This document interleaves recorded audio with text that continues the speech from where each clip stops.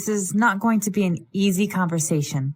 The company has made some decisions which will have a direct impact on your employment. Okay. I don't want to beat around the bush, so I'm just going to come out with it.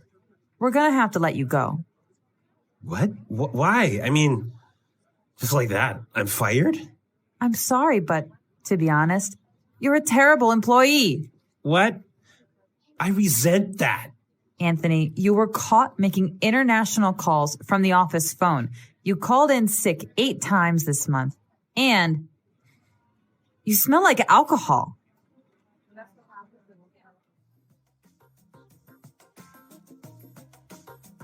He did sound a little bit like he had too much to drink. Huh? I know. He had that kind of slur. Yeah, that slow way of talking that made him seem a little bit drunk.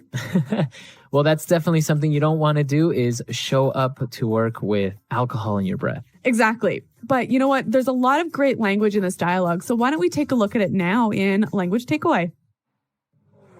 Language Takeaway. All right. Well, I want to look at 3 words here. Now, the first one, Anthony said that Isabel was preoccupied. Preoccupied. Preoccupied. Okay, so if somebody is preoccupied, they're not focused. Maybe they're a little bit worried. Yeah, they're thinking of something else. Okay. Why don't we take a listen to a few examples of how this word is used? Example 1. James is really preoccupied. I think he's having some family problems. Example 2.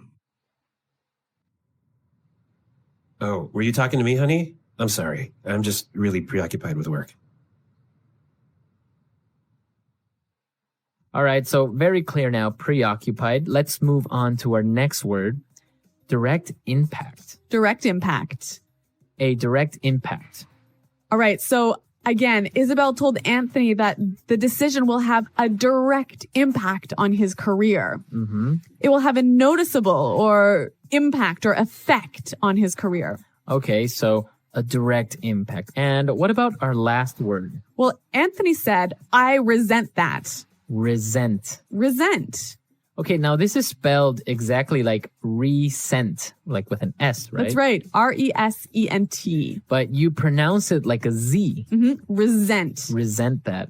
So what does it mean if you say, I resent that? It means I find that insulting. I find that to be not true. Yes. Okay, I resent. All right, Marco, well, how do you use this word? Well, if somebody tells you you're lazy, okay, right? Then you might say, hey, I resent that. Right. I do a lot of work. I'm not lazy. Yeah. So it's always something that you use after someone insults you. Right. Or says something that you find to be not true. Mm-hmm. Okay.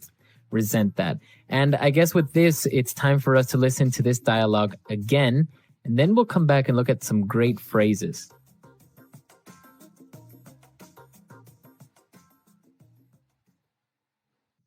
Hi, Isabel. You wanted to see me? Yes, Anthony. Come on in and have a seat. Is everything okay? You seem a bit preoccupied. Well, Anthony, this is not going to be an easy conversation. The company has made some decisions which will have a direct impact on your employment.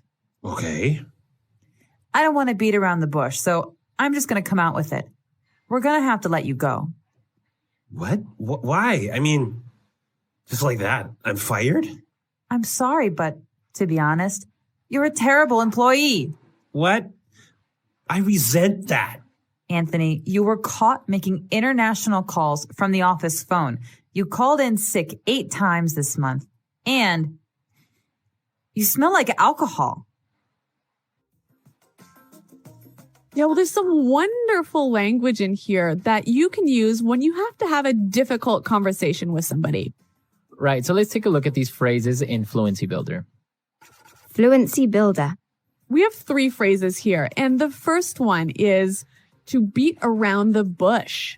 Okay. Beat around the bush. Beat around the bush. Okay. So this is an idiomatic phrase. Mm-hmm. So before we explain it, let's listen to somebody beating around the bush. Okay. The one thing that I want to tell you, it's so important that I don't like. Sometimes when, all right, here's the deal. This is it. Specifically, it's not this, it's not that, it's not you, it's not me. It's everyone. It's everything. Do you understand what I'm saying? So as you can tell, the person has something to say, but They're taking a long time to say it. right, you're kind of looking for the right or maybe more polite words to say something. Exactly. So that is to beat around the bush. Now, the opposite of to beat around the bush is to come out with it. Okay, come out with it. Come out with it. So maybe you're talking to your friend and he's beating around the bush, so you can just say, hey, come out with it. Tell me. Tell me, just Yep. what is it, Exactly. right? Come out with it. Be direct. When Isabel finally came out with it, she told Anthony that we're going to have to let you go. Let you go. Let you go. So this is actually a nicer way of saying you're fired, Yeah, it's a little bit more polite, isn't it? right? We're going to have to let you go, or Oh, I was let go from my company. right. So a synonym for to be fired. Exactly. Okay, so let's listen to Anthony getting fired one more time, and then we'll come back and talk a little bit more about this difficult situation.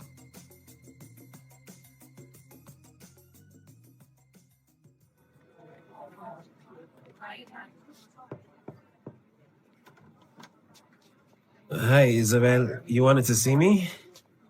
Yes, Anthony. Come on in and have a seat.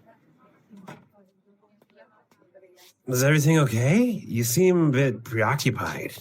Well, Anthony, this is not going to be an easy conversation. The company has made some decisions which will have a direct impact on your employment. Okay. I don't want to beat around the bush, so I'm just going to come out with it. We're going to have to let you go. What? Why? I mean, just like that. I'm fired? I'm sorry, but to be honest, you're a terrible employee. What? I resent that. Anthony, you were caught making international calls from the office phone. You called in sick 8 times this month, and you smell like alcohol. So Erica, have you ever fired anyone? I have fired a lot of people. Oh, wow. You are a mean person. Oh, yeah. Well, there are some people who really do silly things like come to work drunk. And if you do that, You're obviously going to get fired. yeah. But in the United States, actually, there is an interesting way of firing people. They get a pink slip. Oh, yeah. But I guess this is just a little bit different than getting fired. You get a pink slip when you get laid off. Right. Yep. I mean, if you come to work drunk, you get fired immediately, right? Yes. But when you get a pink slip, so it's basically a little pink paper that tells you that you have been laid off. Yep. And so when you hear somebody say, we sent out, yeah. So when you hear somebody talk about pink slips, like our company sent out 500 pink slips, that means that 500 people got laid off. Or I got a pink slip today. That means you got laid off. Right. Yep. That's actually interesting because I don't know any other country that actually has this A special color. special color for firing people. Yeah. How about in your country? Is there a special color for pink slips? If you guys have any stories as well, maybe about being fired or maybe you've had to fire somebody. Come to our website and tell us about it. Right. Englishpod.com. There you can leave your questions and comments. Erica and I are always there trying to answer your questions. And also our great community is there that will also help you. Okay, guys. Well, we're out of time for today, but until next time. Bye. Goodbye.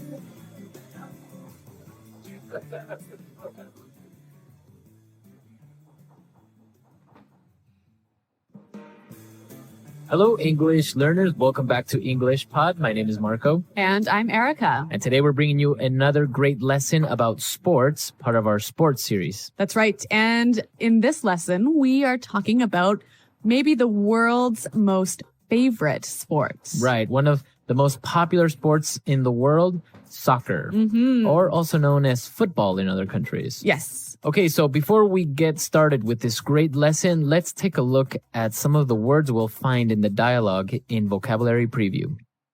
Vocabulary preview. We're going to look at 3 words here. The first word is wingman. Wingman. A wingman.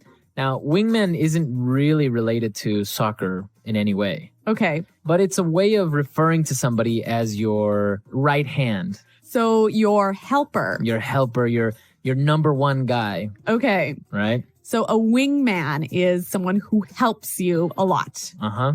Exactly. Okay. Our next word, tied. Tied. They are tied. They are tied. Now, this is an interesting word because tie can be a noun, verb, and an adjective, right? Exactly. So in this case, they are tied. It's an adjective meaning. They have the same score. Okay.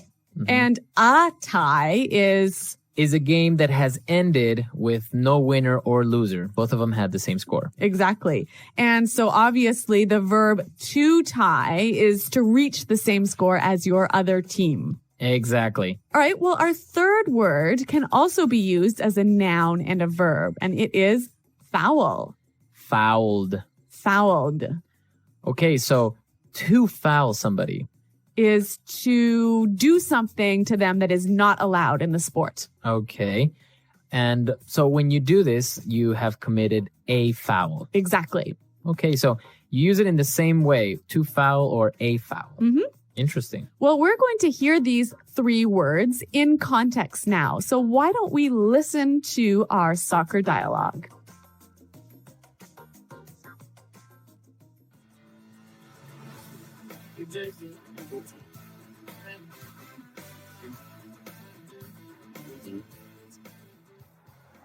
Welcome back, soccer fans. My name is Rick Fields, and as always, I am joined by my commentating wingman, Bob Copeland. And we're on the brink of soccer history today as Ecuador and Brazil are tied 1-1 as we begin the second half of the 2022 World Cup. The ref calls the players for the kickoff, and here we go. Ecuador quickly passes the ball to the midfield, but it's out of bounds. That'll be a throw in for Brazil. Adriano has the ball and makes a long pass to Robinho. And the ref has called him offside. No question about it, he was offside by a mile. We have a goal kick for Ecuador. Edison Mendez heads it to Valencia. He shoots. Deflected by the defender, and we have a corner kick. Delgado takes the corner. We have a foul. Oh no, Gita, the goalkeeper, has fouled the Ecuadorian player. He gets a yellow card, and that will be a penalty kick. This is the perfect opportunity for Ecuador to get ahead in this match and become world champions. He gets ready for the kick, he shoots, and he...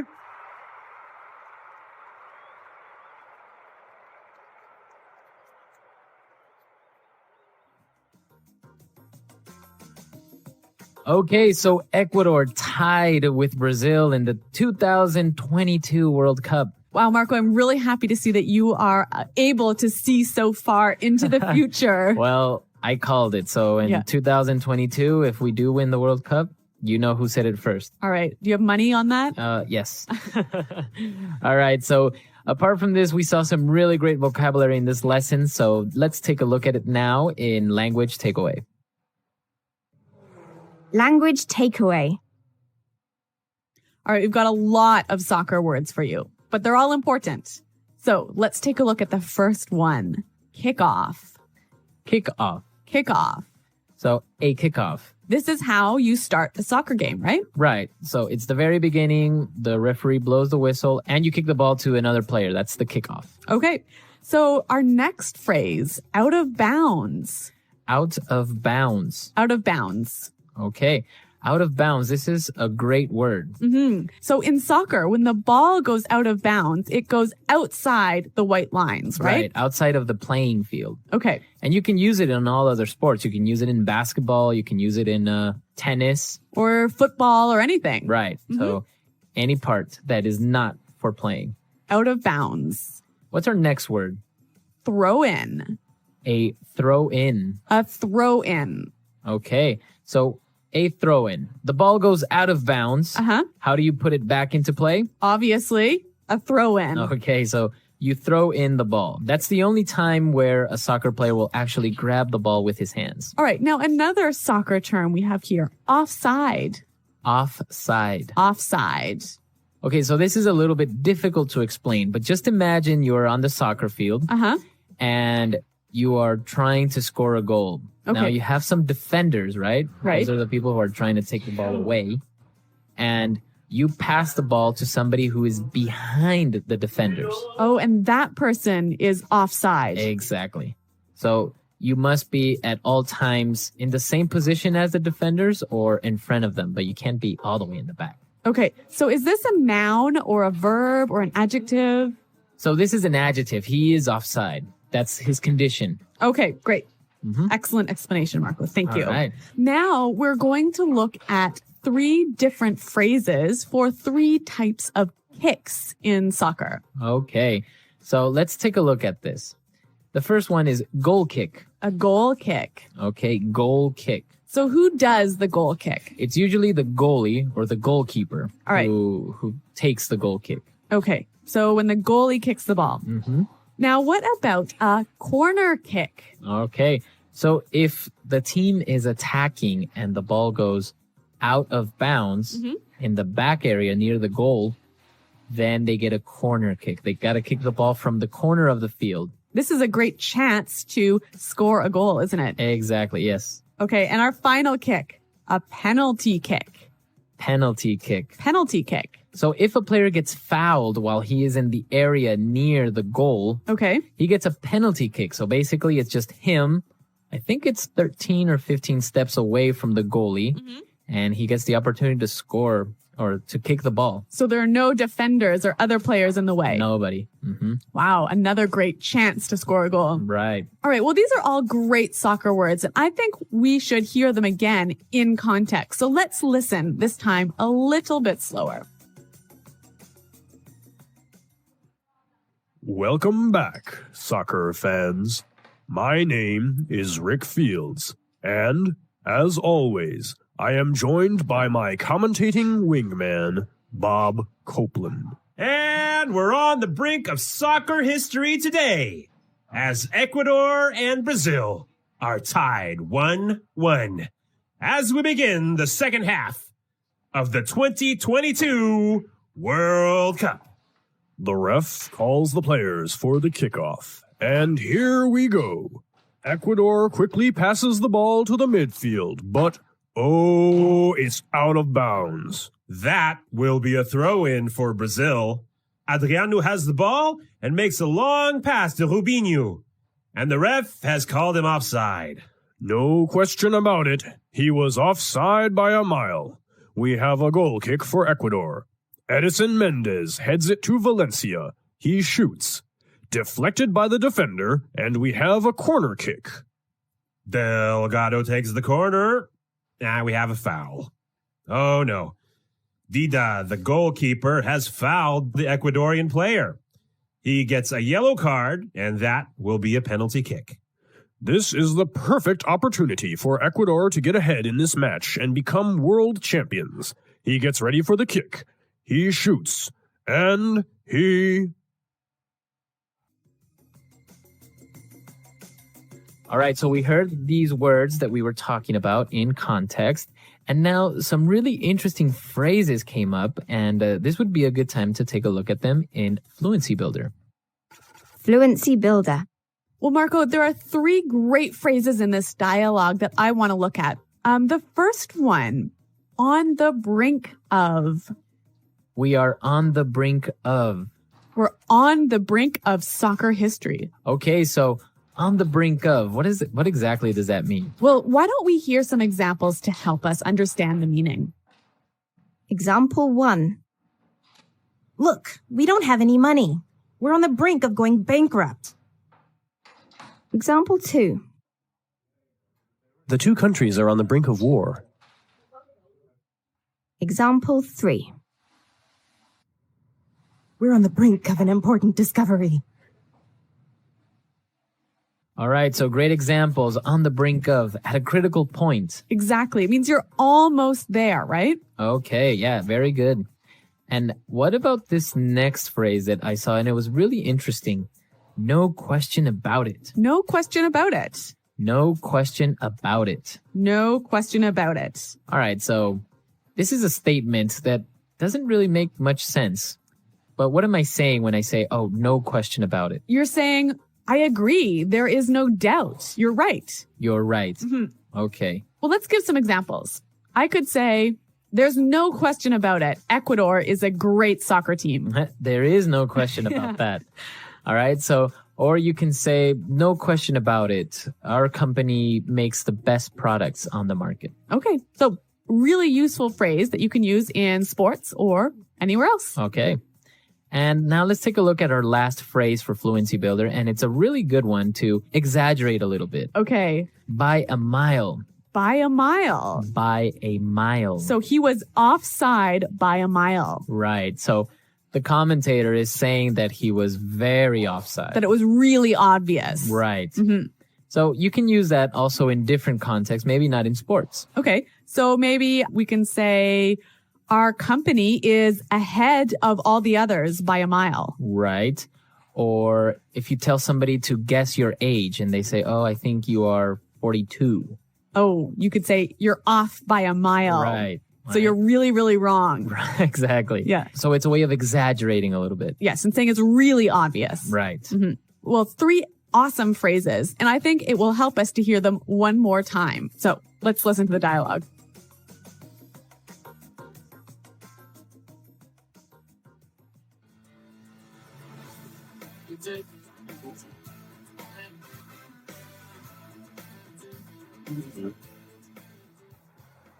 Welcome back, soccer fans. My name is Rick Fields, and as always, I am joined by my commentating wingman, Bob Copeland. And we're on the brink of soccer history today as Ecuador and Brazil are tied 1-1 as we begin the second half of the 2022 World Cup. The ref calls the players for the kickoff, and here we go. Ecuador quickly passes the ball to the midfield, but it's out of bounds. That'll be a throw-in for Brazil. Adriano has the ball and makes a long pass to Robinho. And the ref has called him offside. No question about it. He was offside by a mile. We have a goal kick for Ecuador. Edison Mendez heads it to Valencia. He shoots. Deflected by the defender, and we have a corner kick. Delgado takes the corner. We have a foul. Oh no, Vida, the goalkeeper, has fouled the Ecuadorian player. He gets a yellow card, and that will be a penalty kick. This is the perfect opportunity for Ecuador to get ahead in this match and become world champions. He gets ready for the kick. He shoots, and he...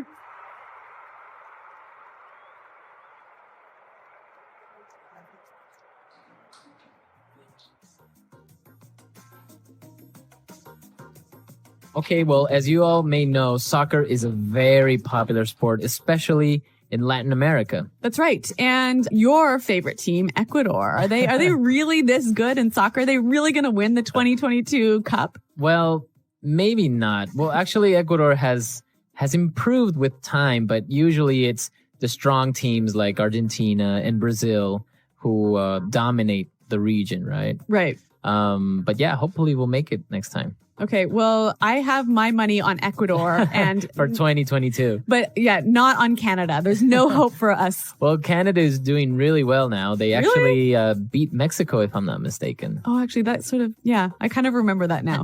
But I think there's no hope for us to beat Brazil or Argentina, one of these big countries. We have the next World Cup coming up, so it's really exciting, and I don't know who's going to win. All right, well, listeners, who do you think is going to win? Who is the best soccer team out there? Right. There are really good soccer teams, although some countries aren't really known for their soccer, like Russia. You don't really hear too much soccer from Russia. Really? Or from China, is for that. I wonder how popular it is in these countries. So let us know. Come to our website, englishpods.com. Tell us how popular soccer is in your country or what team you are a fan of. I know many people like the European Cups and they're fans of Barcelona or the Italian teams. Well, come to the website. Marco and I are always around to answer your questions. And until next time, goodbye. Bye.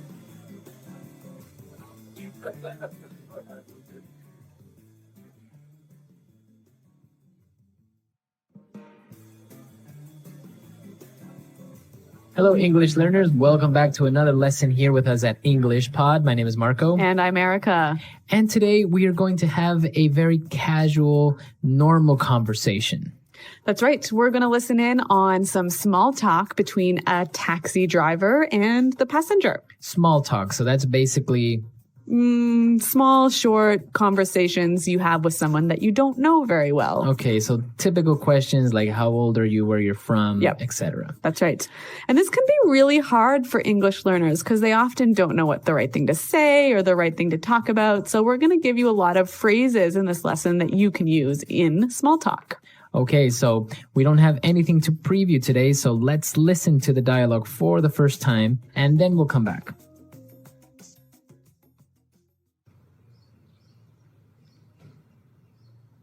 Where to, miss? Hi, Crenshaw and Hawthorne at the Holiday Inn that is on that corner. Sure thing. So, where are you flying in from? From China. Really? You don't look very Chinese to me, if you don't mind me saying so. It's fine. I am actually from Mexico. I was in China on a business trip, visiting some local companies that manufacture bathroom products. Wow, sounds interesting. Excuse me if I'm being a bit nosy, but how old are you? Don't you know it's rude to ask a lady her age? Don't get me wrong. It's just that you seem so young and already doing business overseas. Well, thank you. In that case, I am 26 years old. And what about yourself? I'm 40 years old and was born and raised here in the good old US of A. Although I have some Colombian heritage. Really? That's great. Do you speak Spanish? Yeah, of course. Qué bien, entonces podemos hablar en español.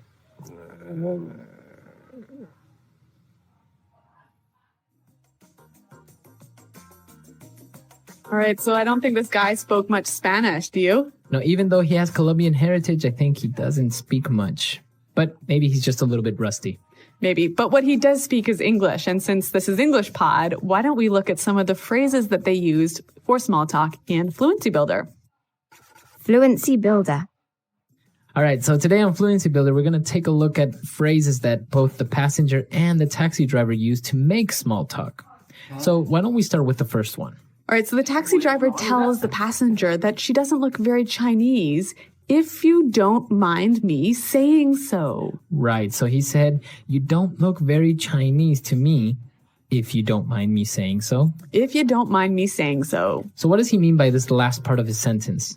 Well, this is a phrase that we use to soften a sort of a statement that might be a little bit rude. She could be Chinese. Yeah. Right? So it may be a little bit rude to say that, but he kind of apologizes. That's right. Right? By saying, if you don't mind me saying so. Okay, so for example, I could say, hey, Marco, you look a little tired today, if you don't mind me saying so. Okay. So does it always go at the end? You could use it at the beginning. If you don't mind me saying so, I just don't think this is a good idea. Okay, very good. So you can use this phrase in the beginning or at the end of a sentence. Right, and it makes your statement a little bit less rude. If you don't mind me saying so. Now, again, he also apologizes a little bit when he says, excuse me if I am being a bit nosy, but... Excuse me if I'm being a bit nosy, but... Excuse me if I'm being a bit nosy, but... Okay, so let's take a look at this. Nosy, what's this? Okay, when somebody is nosy, it means they're very curious. They are asking too many questions. Yeah, asking more questions than they should ask. Right. So he apologizes and says, well, excuse me if I'm asking too many questions. And then he asks her another question. He asks her how old she is. Right. So again, it's a polite way of maybe asking a question that might be a little bit sensitive. Yeah, or a little bit impolite. Okay. So, of course, asking a woman her age maybe is a little bit impolite, right? Yes, typically women don't like that too much. But our next phrase, we heard the taxi driver say, don't get me wrong. Don't get me wrong. Don't get me wrong. Okay, so don't get me wrong. He says, well, don't misunderstand what I'm saying. That's right. This phrase is used so commonly in English that I think it would help us to hear some examples. Example 1. Don't get me wrong. It's not that I think you stole my computer. It's just that you were the only one who could get into my room. Example 2. I do have a few problems with the plan, but don't get me wrong, I still think it's a good idea. Example 3. Don't get me wrong. I think John's a nice guy. He's just a bit disorganized. All right, very good example. So don't get me wrong, right? That's right. And now for the final phrase on putting it together today. Well, the passenger, the woman, says her age. She says, I'm 26 years old. And what about yourself? What about yourself? What about yourself? All right, now, this sentence isn't very correct, actually, right? Yeah, technically it's not correct in grammar, but it is used so commonly every day by American English speakers that we thought we'd show it to you. Okay, so you would say, I am 26 years old, and what about you? That's right. Okay, but commonly you will hear people say, what about yourself? And if you use this, you'll sound really fluent and really native-like. Okay, very good. So what about yourself? So again, it's just like, what about you? So I could say, hey, Marco, I'm going away on holiday this weekend. And what about yourself? Okay, what about yourself? So we've taken a look at these 4 phrases on putting it together. Why don't we listen to the dialogue for the second time? We're going to slow it down a little bit, and then we'll come back and take a look at some vocabulary words on language takeaway. Language takeaway. Well, we've got some interesting vocabulary words and phrases here in language takeaway. And the first one. Well, after she gets in the taxi and tells him where she wants to go, he answers by saying, sure thing. Sure thing. Sure thing. Sure thing. So if I say, yeah, sure thing, what does that mean? Well, let's listen to some examples to help us understand. Example 1. Do you mind lending me $100? Sure thing. Example 2. Could you please send me the email by the end of the day? Sure thing. Example 3. Do you mind lending me $100? Sure thing. Could you please send me the email by the end of the day? Sure thing. Example 4. Can you get some milk on the way home? Sure thing, I'm on my way now. Okay, so sure thing, basically, yeah, no problem, or okay, Or I'll do it. I'll do it. Yep. It's fine. Yep. So it's a very common way. You will hear this a lot when somebody agrees or says, yes, no problem. Yeah, and again, it will help you sound really native-like to use this phrase. Well, the next one, the taxi driver says, I was born and raised here. I was born and raised here. Born and raised. Okay, so this is a way of saying I was born in this country and I haven't left this country. That's right. So I'm from this country. Okay, born and raised here in the good old U.S. of A. Good old U.S. of A. The good old U.S. of A. So this is a pretty interesting way of saying America. Right. It's actually more of a phrase, right? The good old U.S. of A. Yep. Okay, so it means the good United States of America. Yeah, it's kind of a fond way or a friendly way of describing America. All right. And we have one more word for language takeaway. Well, the taxi driver was talking about his Colombian heritage. Colombian heritage. Heritage. All right, so if I have Colombian heritage, what does that mean? Your grandmother or, grandfather, great-grandmother, or someone in your family is from Colombia. Okay, and what about the word heritage by itself? Yeah, so your heritage is basically your culture, your Customs. Yeah, your customs, your history. Okay, so heritage. Mm-hmm. A country rich in heritage. Lots of good old historical culture in that country. Okay, very good. So now it's time for us to listen to the dialogue for the last time. Now we can understand all these phrases and these great words that we just looked at. And then we'll come back and talk a little bit more. Where to, miss? Hi, Crenshaw and Hawthorne at the Holiday Inn that is on that corner. Sure thing. So, where are you flying in from? From China. Really? You don't look very Chinese to me, if you don't mind me saying so. It's fine. I am actually from Mexico. I was in China on a business trip, visiting some local companies that manufacture bathroom products. Wow, sounds interesting. Excuse me if I'm being a bit nosy, but how old are you? Don't you know it's rude to ask a lady her age? Don't get me wrong. It's just that you seem so young and already doing business overseas. Well, thank you. In that case, I am 26 years old.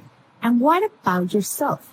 I am 40 years old and was born and raised here in the good old US of A, although I have some Colombian heritage. Really? That's great. Do you speak some Spanish? Yeah, of course. ¡Qué bien! Entonces podemos hablar en español. So Marco, this taxi driver makes a bit of a mistake when he asks the woman how old she is. Yes, yeah, exactly. There are a couple of questions that in some cultures are considered to be normal and okay, Yep. but in other cultures they're not really well accepted. Okay, so in Anglo culture, for example, it's really impolite to ask a woman how old she is. Right. Women are a little bit more sensitive about their age. Others aren't so much, but it's usually better to just not ask. Yep. And what else should we avoid talking about in small talk? Well, for example, when you ask a person their occupation, Yep. you can ask what they do for a living, but don't ask how much money they make. That's right. Anglo people are really sensitive about talking about money. We hate talking about money. Right. So don't ask somebody their salary or how much money they make. It's just not considered to be polite. And another good one to be careful of is asking if someone is married or not. Right. Sometimes you are just being friendly and you Yeah. want to know if that person has family or Yeah. something. But you have to be careful when and where you ask this question. Right. So if they've mentioned their family, if they talked about their kids or something else to do with their family, then it's okay. Right. You can say, well, oh, how long have you been married? Yeah. But if a guy asks a girl, oh, are you married? It kind of sounds like maybe he's interested in her or that he's trying to come on to her and to be maybe more than friendly, right? That's right. Okay. So some great small talk tips and phrases here at English Pod. Now, if you have any questions about this lesson or any other lessons, be sure to visit our website at englishpod.com. And if you also have any doubts about which questions you think are appropriate of asking somebody, yeah, come into the website and let us know. So thanks for downloading, you guys. And until next time, goodbye. Bye.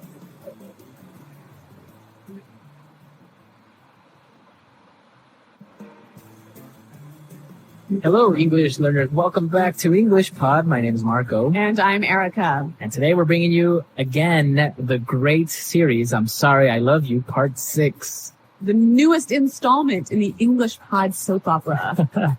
Drama, romance, Love, tragedy.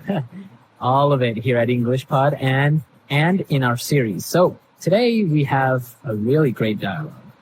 I just can't believe what's happening here. But before we get into it, we need to preview one word. That's right. So let's take a look at it in vocabulary preview.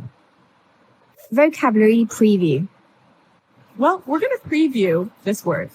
Sleeping with. Sleeping with. Sleeping with someone. Sleeping with him. Yes. So it seems pretty easy. I mean, sleeping with, it just sounds like you are in bed with somebody. Yeah, but you are doing a little bit more than sleeping. All right. So in English, this phrase actually means that you are involved with someone and have an intimate sexual relationship, right? Yes, you are in a relationship with someone and you are having sex. Exactly. So be careful how you use it, because I know that sometimes you want to translate and just say, well, they are in the same bed together, but it's not that they're having sex. Right. So most of the time in English, the phrase sleeping with means sex. Right. Okay. Sleeping with. Be careful. Okay. Well, let's find out. Why are we talking about sleeping with? Well, obviously somebody is sleeping with somebody. So let's listen to the dialogue and then we'll come back and talk about it.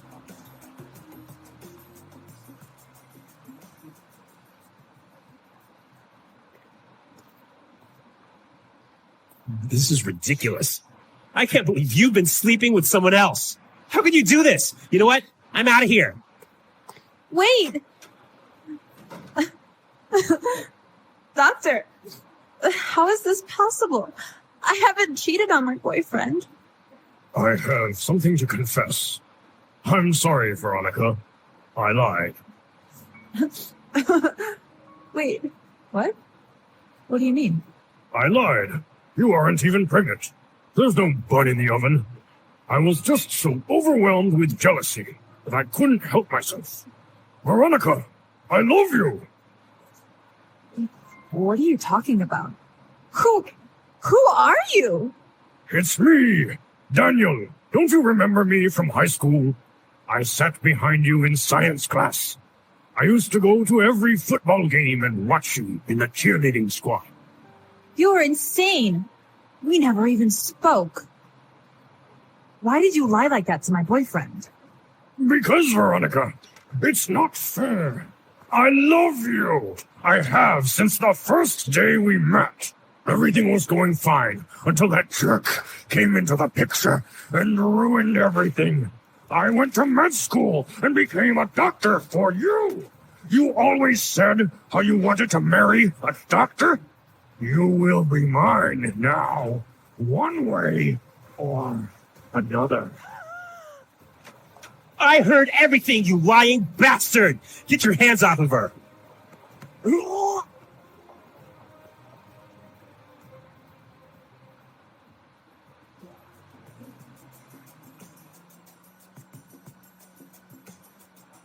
Scandal again. This poor Veronica and Steven. I don't know how their relationship could get more complicated. It's amazing. They're having an amazing adventure in their love life. I'm sure glad my love life looks nothing like this. All right. So we saw some really great words. So let's take a look at them in language takeaway. Language takeaway. The words we're looking at now are about feelings. Mm-hmm. And so let's take a look at the first one. Confess. Okay. Confess. To confess. To confess. So confess. What does that mean? When you confess something, you tell a secret that you've been hiding. Okay, so that's pretty easy. So you have a secret and you want to tell it to someone, so you are confessing. Yeah, and it's usually something negative. Negative. Mhm. Okay. So, Marco, I confess that I stole $5 from you. Oh, you did? Yeah, sorry. Oh, okay. No wonder my wallet is lighter. Yeah. All right. So confess. Mm. I shall not forgive you for this. Oh, no. All right. Let's take a look at our next word. Overwhelmed. Overwhelmed. I am overwhelmed.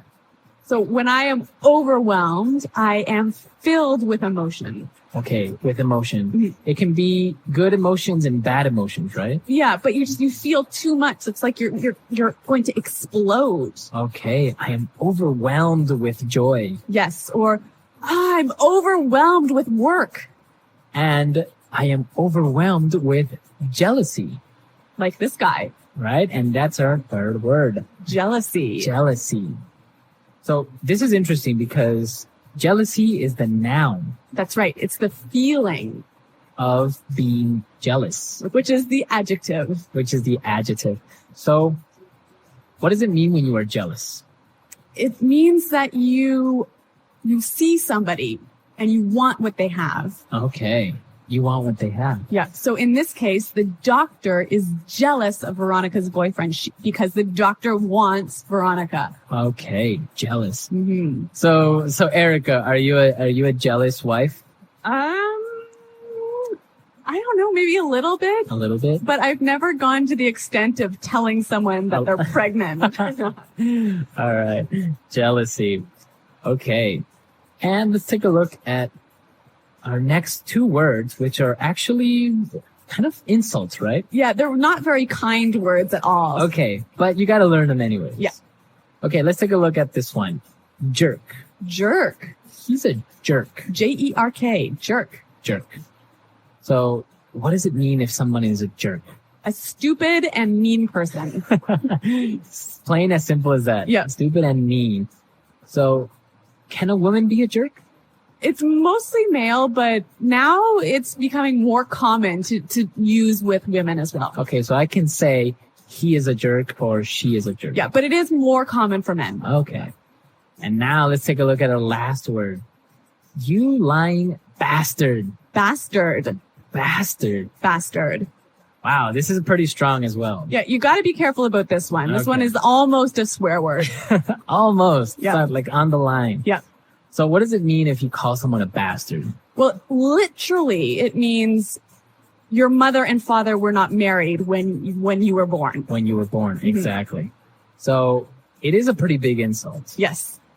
A little bit, I guess, But it doesn't really mean that your mother and father Right. weren't married. Right, It but it means that you are a jerk. You're a jerk. You're a You're really big jerk. You're a mean person, a really mean person. So jerk isn't as strong as a bastard. Yes, right? bastard is stronger. Okay, so you got to be careful when you throw that word in there or how you would use it. And again, it's for men, right? Not for women. Yeah, you can't use this word with women. Oh, okay. There's There's another one out there, but that will have to wait for another English pod. well, apparently all of these words are just for men. What did we do wrong? Marco, I can't begin to tell you. Okay. Okay, so let's listen to our dialogue again, and then we'll come back and look at some great phrases.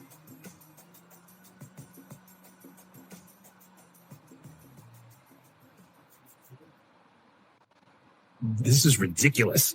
I can't believe you've been sleeping with someone else. How could you do this? You know what? I'm out of here. Wait! Doctor, how is this possible? I haven't cheated on my boyfriend. I have something to confess. I'm sorry, Veronica. I lied. Wait, what? What do you mean? I lied. You aren't even pregnant. There's no bun in the oven. I was just so overwhelmed with jealousy that I couldn't help myself. Veronica, I love you. What are you talking about? Who are you? It's me, Daniel. Don't you remember me from high school? I sat behind you in science class. I used to go to every football game and watch you in the cheerleading squad. You are insane. We never even spoke. Why did you lie like that to my boyfriend? Because, Veronica, it's not fair.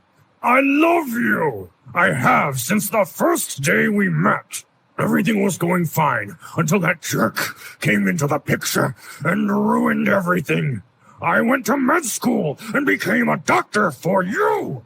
You always said how you wanted to marry a doctor. You will be mine now, one way or another. I heard everything, you lying bastard. Get your hands off of her.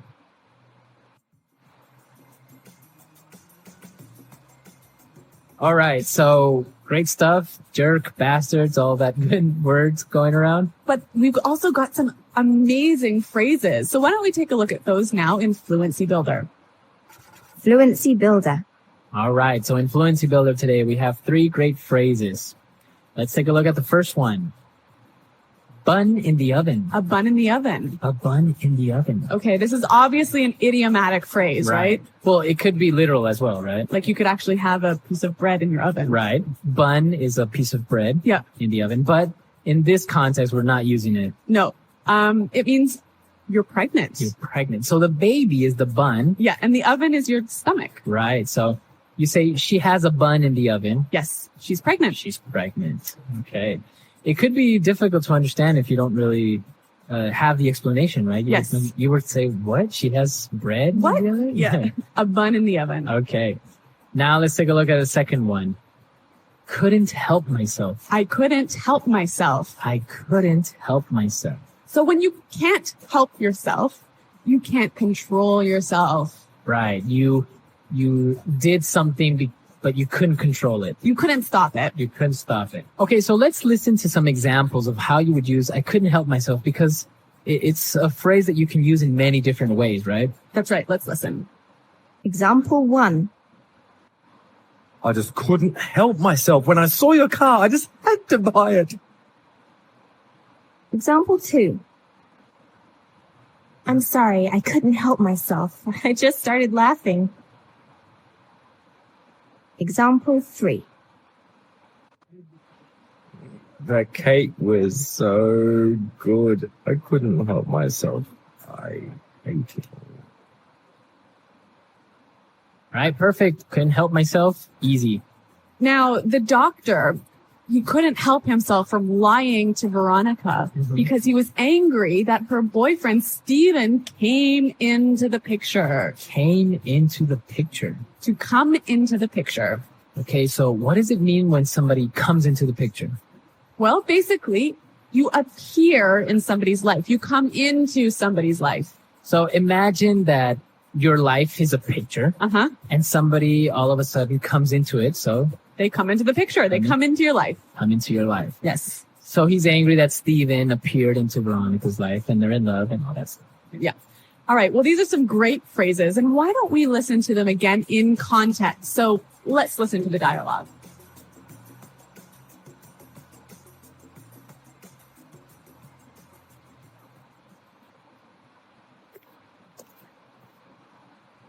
This is ridiculous. I can't believe you've been sleeping with someone else. How could you do this? You know what? I'm out of here. Wait! Doctor, how is this possible? I haven't cheated on my boyfriend. I have something to confess. I'm sorry, Veronica. I lied. Wait, what? What do you mean? I lied. You aren't even pregnant. There's no bun in the oven. I was just so overwhelmed with jealousy that I couldn't help myself. Veronica, I love you. What are you talking about? Who are you? It's me, Daniel. Don't you remember me from high school? I sat behind you in science class. I used to go to every football game and watch you in the cheerleading squad. You are insane. We never even spoke.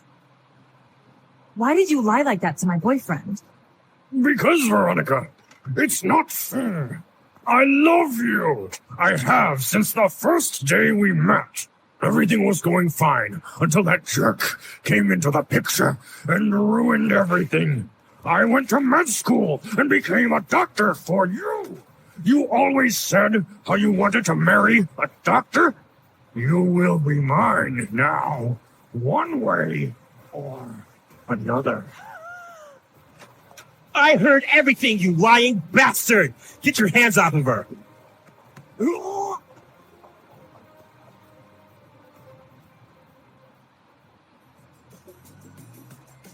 Okay, so Veronica's not pregnant. That was a close one. Yeah. Phew.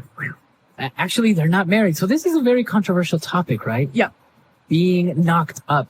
Yes. Nice phrase. Nice phrase. So there's a lot of interesting phrases and ways you can talk about pregnancy. So if you're knocked up, you're pregnant. Right. So you could hear that in movies. It's Yeah. not really, I would say, a proper way of saying No, it. it's not that polite because Right. it gives you the idea that it was a mistake. Right. Mm. So you would say she got knocked up. Yes. Another common phrase is preggers. Preggers. Yeah. I've heard this is more Australian, right? She's preggers, so she's pregnant. Uh-huh. So it's actually a pretty interesting topic. I know that, for example, in Latin America, if a girl that's maybe in her early 20s gets pregnant accidentally by her boyfriend, usually the families expect them to get married. Really? Yeah. So it's kind of like, should they get married? Should they not? So there's a lot of pressure. A lot of pressure. But it's different in other countries, right? Yeah. So I don't know, for you guys, what's it like in your country where you live? Is there pressure on the guy and the girl to get married? I mean, should Steven and Veronica get married in this situation? Or what about just living together? Yeah. Or as they say, living in sin, right? Living in sin. Living together, living in sin. Yeah. So is it okay to just live together with your girlfriend, or should you get married before? Mm-hmm. This is a controversial topic, so we'll have a lot of different opinions, but it should be interesting. Yes. So visit our website and tell us what you think. Englishpod.com. All right, guys, we'll see you there.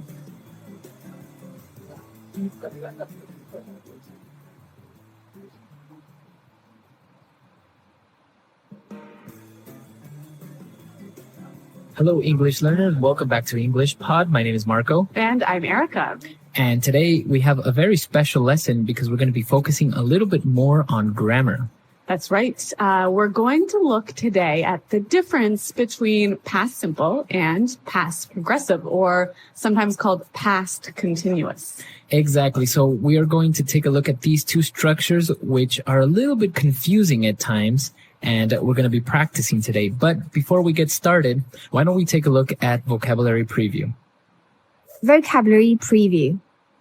Well, this dialogue is all about telling a story in the past, and we're going to hear two words in the dialogue that we need to understand the meaning of. So the first one, ages. Ages. I haven't seen you in ages. Okay, so if I tell you I haven't seen you in ages, Basically, you haven't seen me in a really long time. okay, so it's a way of exaggerating a little bit. Yes. And this word ages we can use in many different ways, like, I've been studying English for ages. Or for example, I can say, I haven't been to the dentist in ages, Oh, well, guess you better go, huh? right? So ages, a very long time. Yes. Now, another phrase, to run into somebody. So to run into somebody. I ran into Matt. Okay, so if you ran into Matt the other day, You met him unexpectedly. okay, so you didn't plan to meet, you didn't have a date, Right. you just casually on the street met. Exactly. Okay, so I ran into your friend the other day. Okay, so 2 good words. We're going to hear both of these in the dialogue. So why don't we get started with dialogue first time?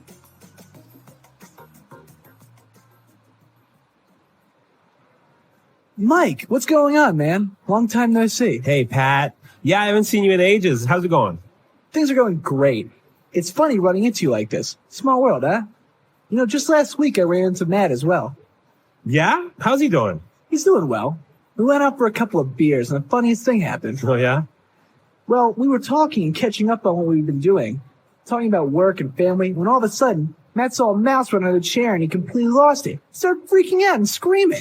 Really? Yeah, and the funniest thing was, then he jumped onto his chair and started shrieking like a girl. He should have been there. Everyone was staring and laughing. It was hilarious.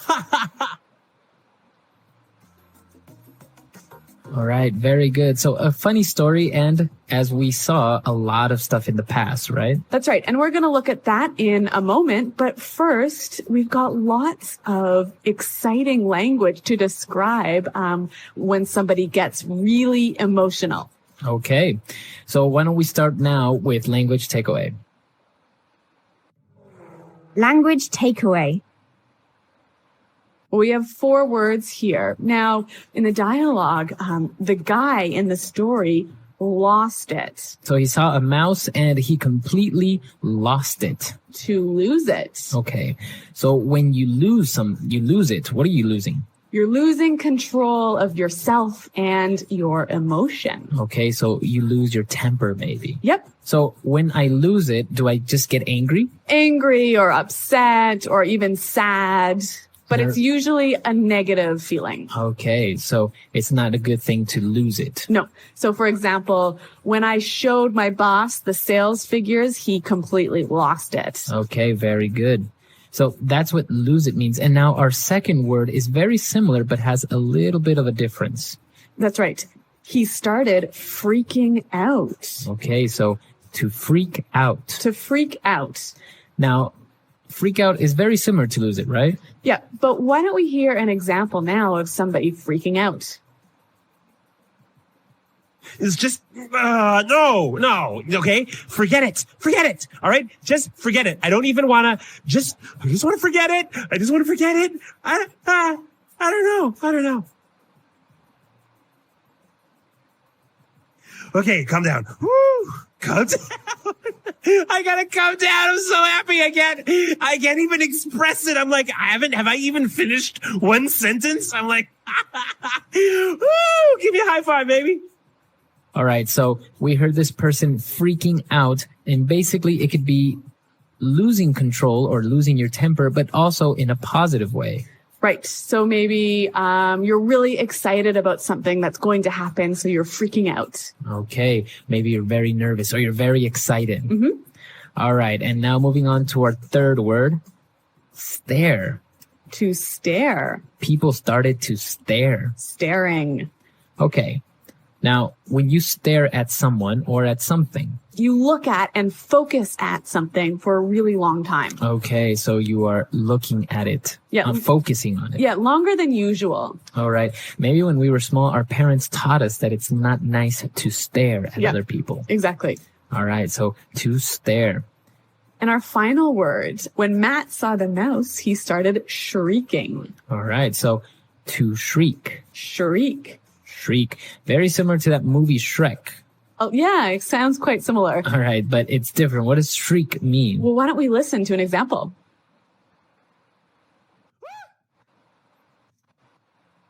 Oh my God! Holy chingada! Okay, so I think shrieking is to shout in a very high-pitched voice. Exactly. That's to shriek. Okay, so we saw 4 really great words in language takeaway. And why don't we listen now to the dialogue for a second time, a little bit slower, and then we'll come back and look at the differences between simple past and past progressive.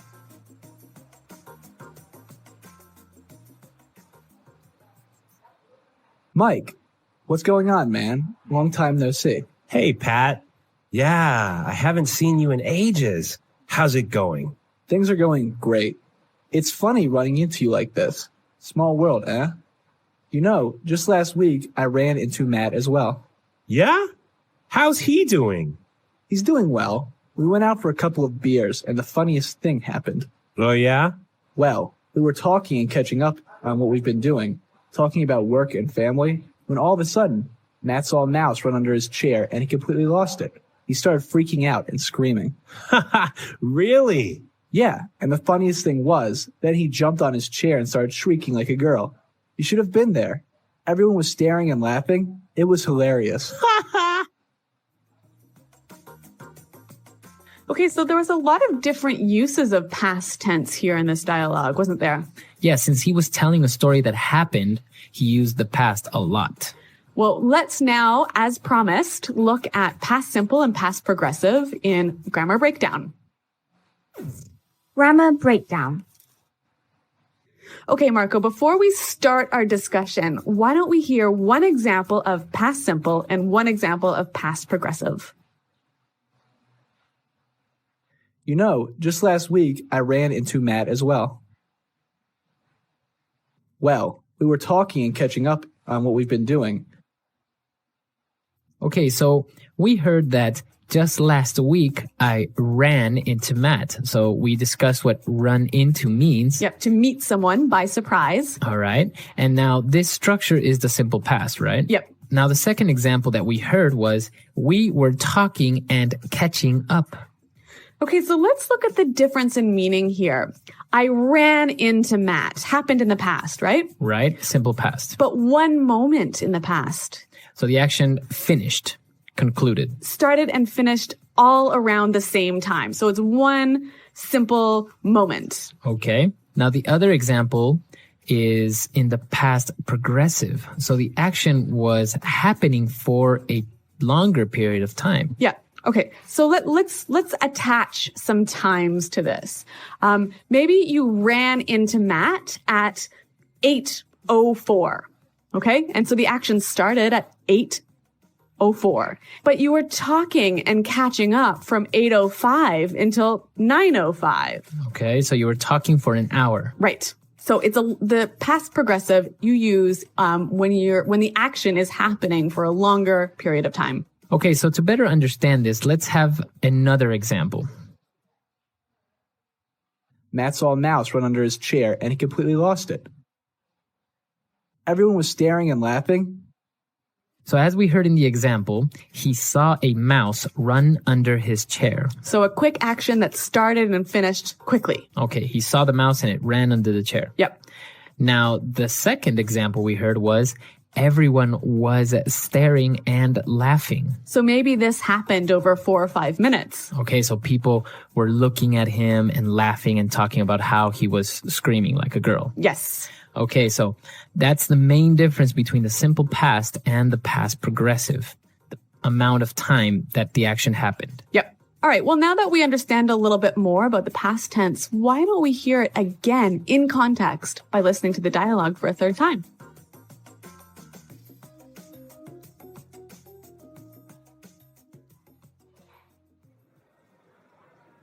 Mike, what's going on, man? Long time no see. Hey, Pat. Yeah, I haven't seen you in ages. How's it going? Things are going great. It's funny running into you like this. Small world, huh? You know, just last week I ran into Matt as well. Yeah? How's he doing? He's doing well. We went out for a couple of beers and the funniest thing happened. Oh, yeah? Well, we were talking and catching up on what we've been doing, talking about work and family, when all of a sudden, Matt saw a mouse run under the chair and he completely lost it. He started freaking out and screaming. Really? Yeah, and the funniest thing was, then he jumped onto his chair and started shrieking like a girl. He should have been there. Everyone was staring and laughing. It was hilarious. Okay, perfect. So now that we understand the words and the grammar behind it, there are some interesting phrases here that you can use casually with your friends. Yeah, there's actually a lot of great sort of meeting and greeting and saying hello language. So for example, when they met up, since they were old friends, he said, "Hey, Pat." Hey. Okay, so this word "hey," It's kind of like hi. it's hi, right? Yeah. And normally you would use it to get somebody's attention, right? Like, Yeah. "Hey, I'm over here." or Hey, something. waiter. Okay. Yeah. But in this case, like, "Hey, how's it going?" or "Hi." Yeah, so it's a really friendly and informal way of saying hi. Okay. And then he asked, "How's it going?" How's it going? So again, this is a way of saying, "How are you?" Yeah, Marco, what's the correct answer to this greeting? Well, for example, he said things are going great, right? You can say, "Yeah, things are great," or "I'm doing well," Yeah. or Even great. Great, yeah. So how's it going? "Oh, it's great," Yeah. right? Now, another one that we didn't see in the dialogue, but it's very popular is when somebody asks, "Hey, what's up?" Yeah, what's up? So again, what is the right way to answer this question? All right. So when somebody says, "What's up?" you can say, "Well, not much." Or if maybe you have news or something that you want to share, you would say, "Well, I just got back from the doctor's office." Yeah. Right? But you wouldn't say "fine, thank you," or you wouldn't say "very good," or any of these other common answers to "what's up." That's it can right. be a little bit tricky. Yeah, so the rule is the normal thing to say when someone says, "Hey, what's up?" is nothing much. Not much. Yep. All right. So interesting ways of greeting casually with people, right? You wouldn't use this with your boss maybe or in an office setting. Yeah, more useful with your friends. Okay. So if you have any other questions or have any other informal greetings that you would like to share with us, come to englishpod.com. Yeah, Marco and I are always around to answer your questions, and we look forward to hearing from you. So until next time. Bye. Bye.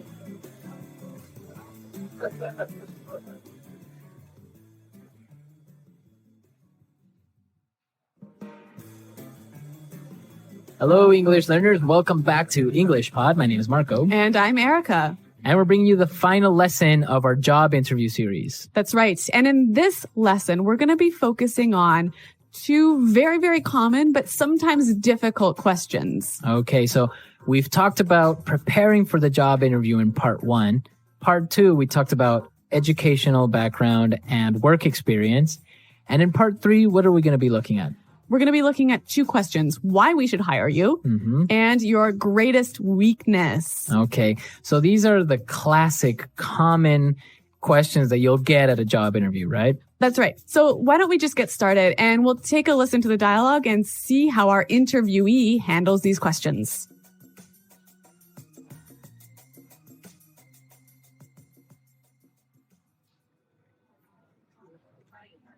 Very good. Now, I have a couple of final questions. I hope they're not too hard. Well, why should we hire you? I think that I would be a perfect fit in this company. I have a unique combination of strong technical acumen with outstanding soft skills. You know, I excel at building strong, long-term consumer relationships. For example, when I headed the customer support department in my previous company, our team resolved about 70% of our customers' problems. I decided that we needed better information and technical preparation on our products. So after, I implemented a series of training sessions in coordination with our technical department. We were able to solve 90% of our customers' issues. Given the opportunity, I could bring this kind of success to this company. Woo. Impressive. So, what would you consider to be your greatest weakness? To be honest, I struggle with organization and time management. Punctuality has never been a strength of mine. I find it hard to organize my time effectively. I've actually addressed this weakness recently by attending a workshop on efficient time management. It helped me a lot by providing me with great insights on how to get organized and use my time efficiently. So I think I'm getting better now. Great. Well, Let me tell you that I am very pleased with this interview. We are shortlisting our candidates this week, and next week we will inform our shortlisted candidates of the day and time for a second interview with our CEO. Great. Thanks a lot. I hope to hear from you. Goodbye.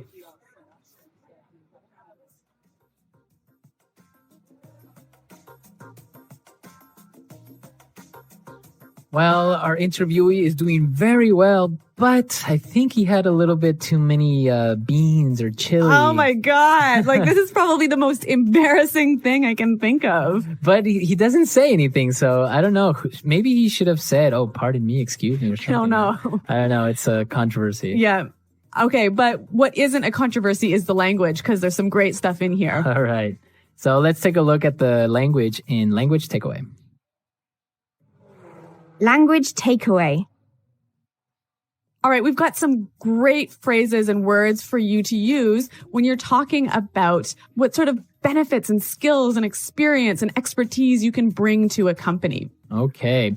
The first thing that he said, and it's a very interesting word, he said technical acumen. Technical acumen. Acumen. Acumen.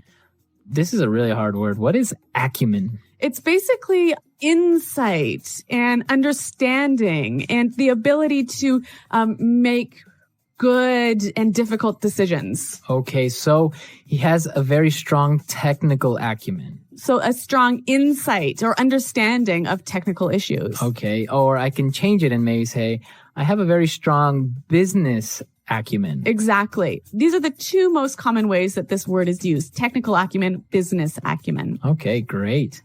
Now let's take a look at another word, which is very interesting because everybody knows it. Yes. Excel. Excel. Excel. Excel. Now, Excel is, of course, the software that you use, right? Yeah. But here it's a verb meaning to be really, really good at something. Right. To be the best, maybe. Yeah. To excel at something. Yes. So I excel at cooking. All right. So excel, you are the best. I mean, that's not really going to help me in a job interview, but the next word might. Head. Head. Well, in the dialogue, we heard it as headed in the past, right? Yeah, that's right. He headed the customer support department. So I think this is a great word to use when you were saying I was the leader. Mm-hmm. I was the main person in charge. Yeah, the manager. Mm-hmm. So this is a nice verb to use to show that you were leading something. Okay. Okay, now for the next word. Struggle. To struggle. Struggle. Struggle. So what does struggle mean? It means that you have difficulty doing something. So it's hard for you. Yeah. For example, when I was in school, I struggled with math. Okay, and now I struggle with Chinese. Exactly. So to have a hard time. Yeah. Why don't we hear a couple of examples of how this word is used? Example 1.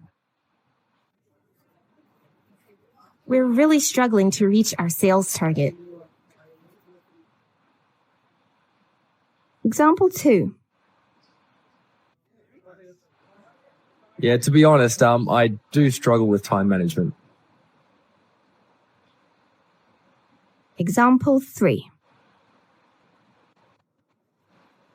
The teacher farted in class and I really had to struggle not to laugh. Okay, so great examples. Let's move on to our next word. Punctuality. Punctuality. Punctuality. Punctuality. Okay, so to be punctual. It means to be on time, always. Always. So punctuality would be the noun form. Right. So the condition or the state of always being on time. Right. So punctuality, to be punctual. Yeah. And our interviewee struggles with punctuality. Right. Like me. I guess you guys have something in common. We do. Now, he has a problem with punctuality, but he said he has addressed this weakness. Yes, to address. Address. Address. Now, if you notice, it's spelled the same way as address. That's right. But you pronounce it differently. So the verb address has the stress on the second syllable. Okay. Address. Yes. And that means to deal with. To deal with the problem, to acknowledge the problem. And to try and solve it. Okay. So different from your home address where you live. Yeah. And there the stress is on the first syllable. Address. Right. Perfect. Very good. Okay, so let's listen to this dialogue one more time, and then we'll come back and talk about these two questions. Greatest weakness and why should we hire you?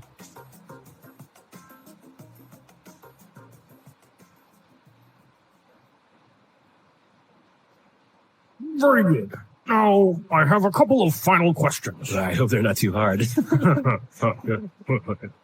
Why should we hire you?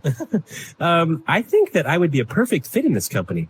I have a unique combination of strong technical acumen with outstanding soft skills. You know, I excel at building strong, long-term consumer relationships. For example, when I headed the customer support department in my previous company, our team resolved about 70% of our customers' problems. I decided that we needed better information and technical preparation on our products. So after, I implemented a series of training sessions in coordination with our technical department. We were able to solve 90% of our customers' issues. Given the opportunity, I could bring this kind of success to this company. Whew. Impressive. So, what would you consider to be your greatest weakness? To be honest, I struggle with organization and time management. Punctuality has never been a strength of mine. I find it hard to organize my time effectively. I've actually addressed this weakness recently by attending a workshop on efficient time management. It helped me a lot by providing me with great insights on how to get organized and use my time efficiently. So I think I'm getting better now. Great. Well, let me tell you that I am very pleased with this interview. We are shortlisting our candidates this week, and next week we will inform our shortlisted candidates of the day and time for a second interview with our CEO. Great, thanks a lot. I hope to hear from you. Goodbye.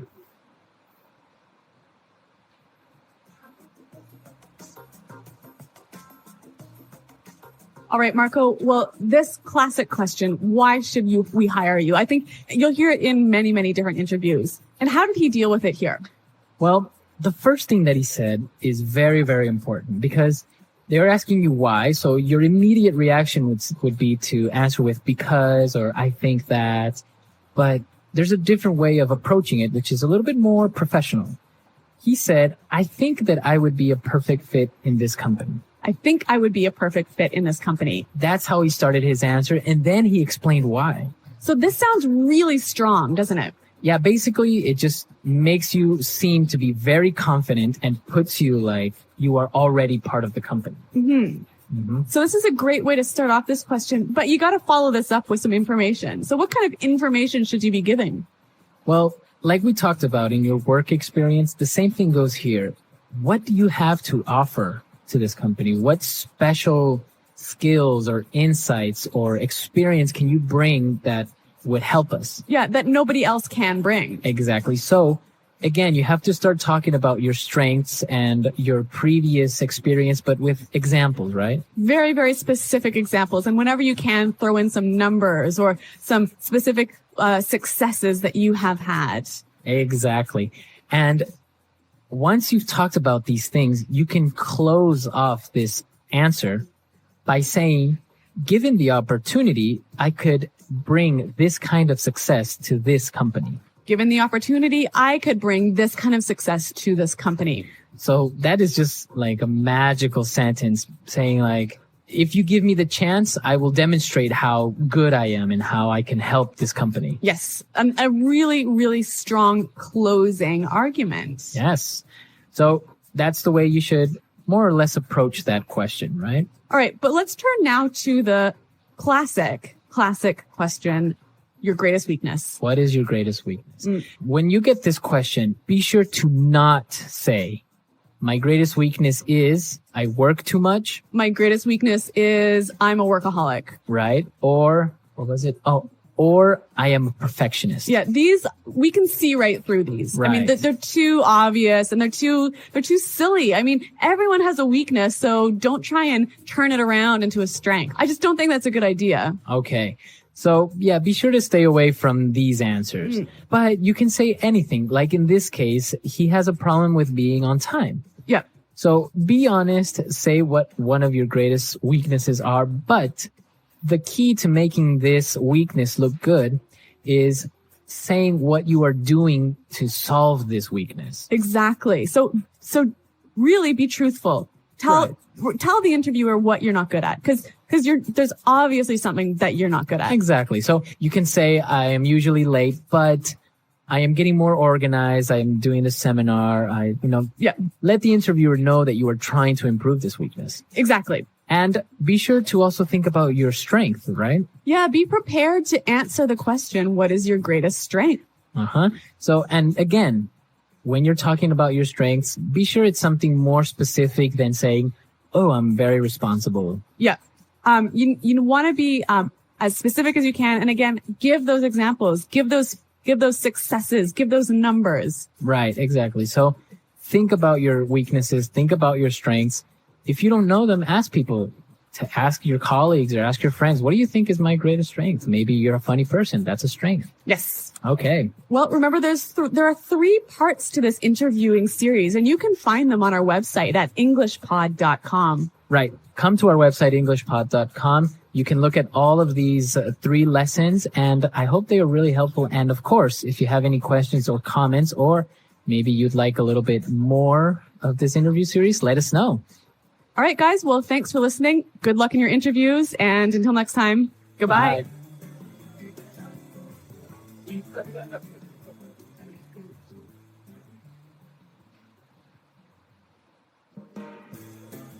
Hello, English learners. Welcome back. We are here at English Pod. I am joined with Erica. And my partner in crime, Marco. All right. So today we're going to be talking about a really great topic, one of my favorites. Beer. So beer is a very popular drink, especially in bars and when you go out. Yes, it's very common with students, I think. Yes. And it's also not very strong like a vodka or whiskey. Yes. Okay. So we are going to be at a bar today, and we're going to be looking at some of this vocabulary that you would find. Yes. I mean, you've got to know this beer vocabulary. Okay, so let's listen to our dialogue for the first time, and then we'll come back and look at these words.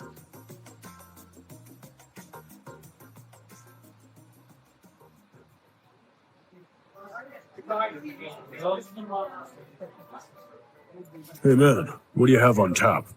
Heineken and Budweiser. We have a 2-for-1 happy hour special. Cool. Give me a pint of Heineken and half a pint of Bud. Okay. Pint of Heineken, half pint of Bud for table 6. What about some appetizers? Sure. Let's have some nachos and mozzarella sticks. Okay, that'll be $80. What?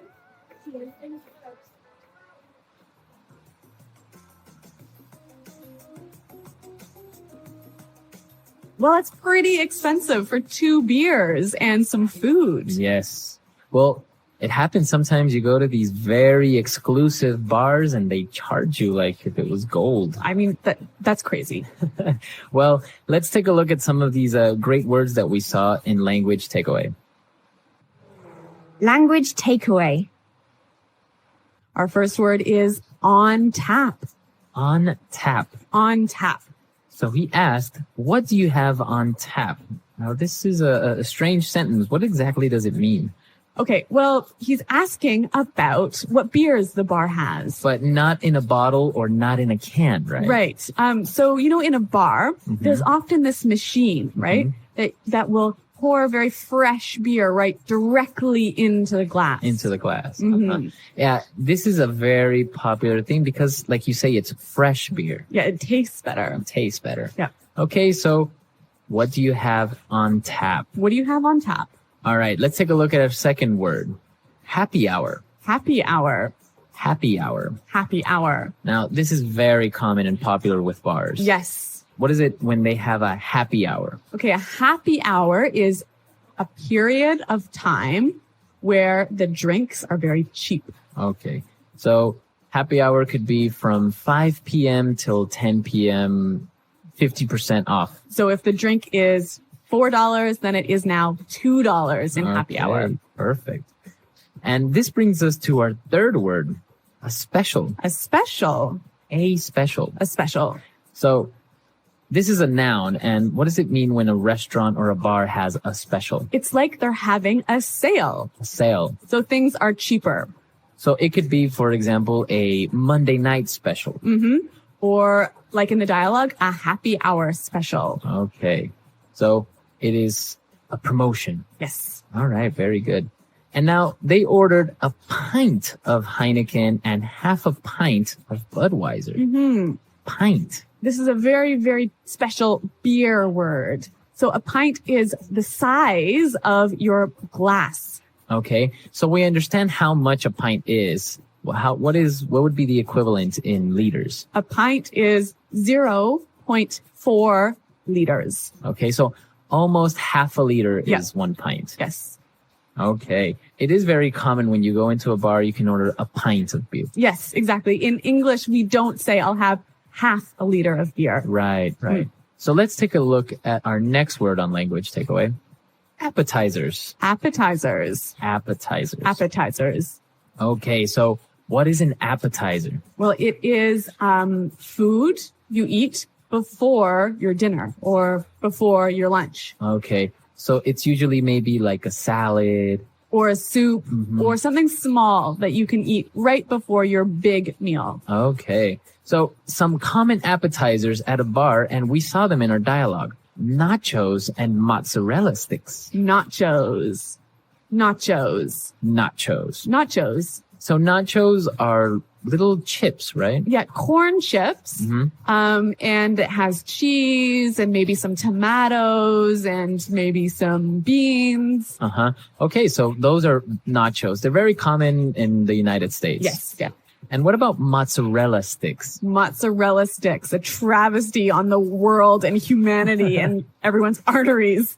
Well, mozzarella is a cheese, right? Mm-hmm. Mozzarella cheese. And this cheese is, what is it? How is it prepared?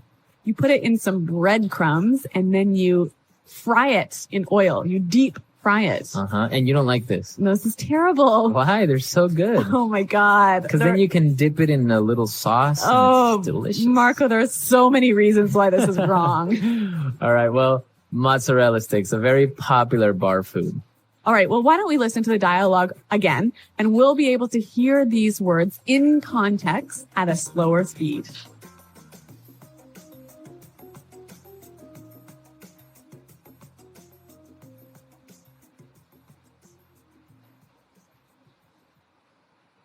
Hey man, what do you have on tap? Heineken and Budweiser. We have a 2-for-1 happy hour special. Cool. Give me a pint of Heineken and half a pint of Bud. Okay.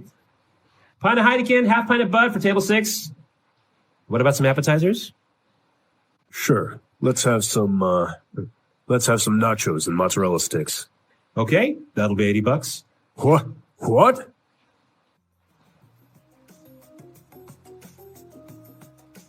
Okay, so we saw some really good vocabulary words there, and now let's take a look at putting it together. Putting it together. Well, in this lesson, we are going to look at one phrase that sometimes causes problems. So let's listen to this phrase that we're talking about. What about some appetizers?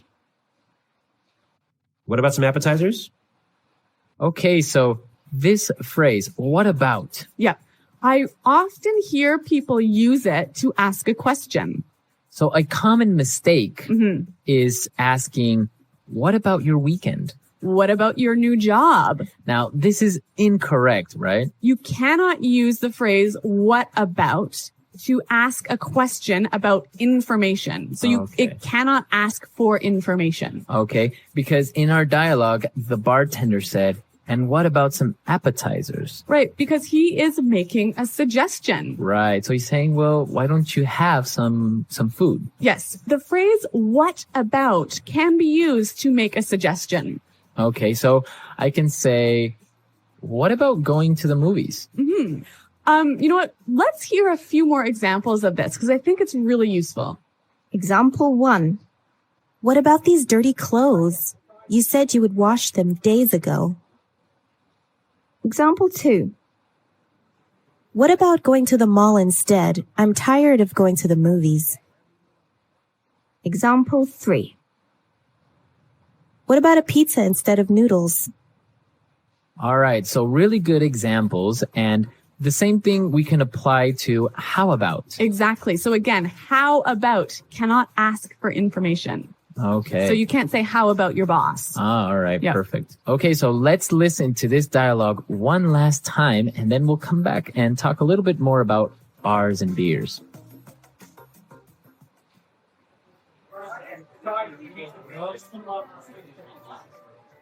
Hey man, what do you have on tap? Heineken and Budweiser. We have a 2-for-1 happy hour special. Cool. Give me a pint of Heineken and half a pint of Bud. Okay. Pint of Heineken, half pint of Bud for table 6. What about some appetizers?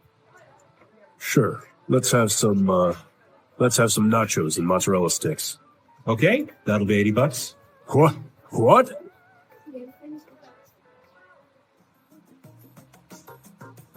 Well, Marco, I know you're a big fan of beer, and actually, I think everyone here at Praxis is a big beer drinker. And this is the perfect opportunity to tell everyone about the world-renowned beer shake.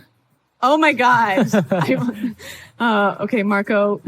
All right. So everyone that listens to this recipe is a non-believer. They say that it is not possible for it to taste good. Okay. But here's the recipe.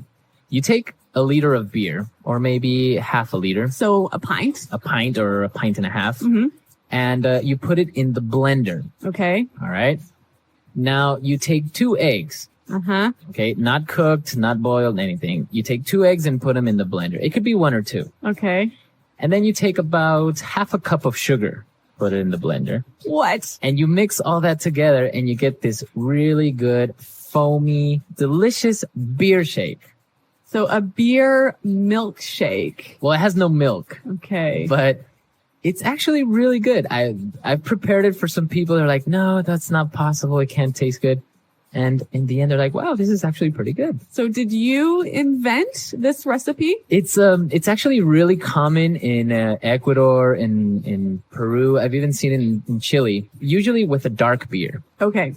Right? So like a Guinness, or? It could be a Guinness, or yeah, if it's that, a dark beer is a little bit sweeter, Yep. so you wouldn't add so much sugar. But if you have another beer like a lager or a stout, you could still do it, but just add a little bit more sugar because that beer is a little bit more bitter. Okay.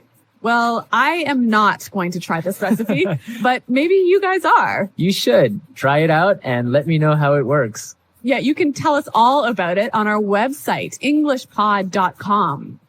Yeah, and we're definitely there to answer all your questions, and I'll be posting the recipe as well on the website. All right. Well, we're out of time for today, but thanks for listening. And until next time, Bye. Bye.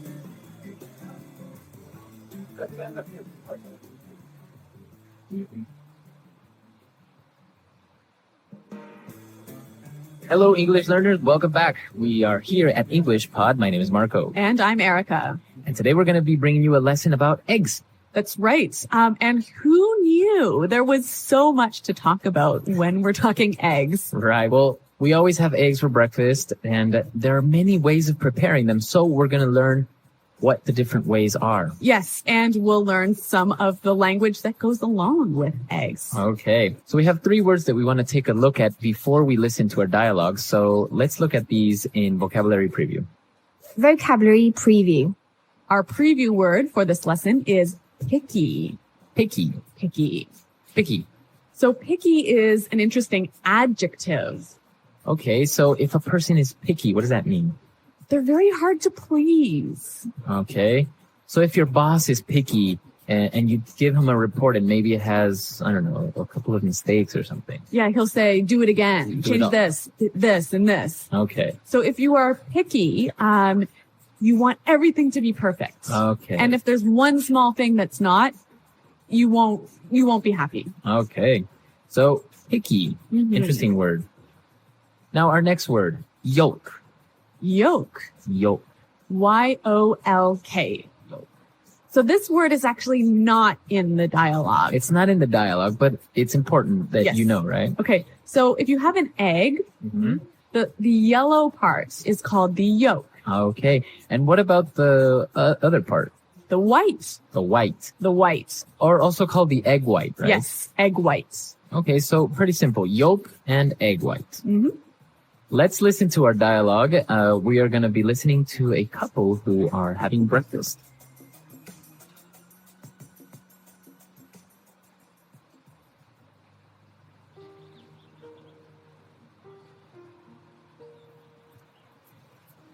Wow, you're up early today. What's for breakfast? Well, I felt like baking, so I made some muffins. Smells good. I'll make some coffee. Do you want me to make you some eggs? Sure. I'll take mine sunny side up. Phew. I don't know how you can eat your eggs like that. Ever since I was small, I've had eggs and soldiers. You know, my dad had scrambled eggs every morning for 20 years. It drove my mom crazy. You know what really drives me crazy? When I ask for soft-boiled eggs and they overcook them so they come out hard-boiled. How can you dip your toast into a hard-boiled egg? You're so picky sometimes.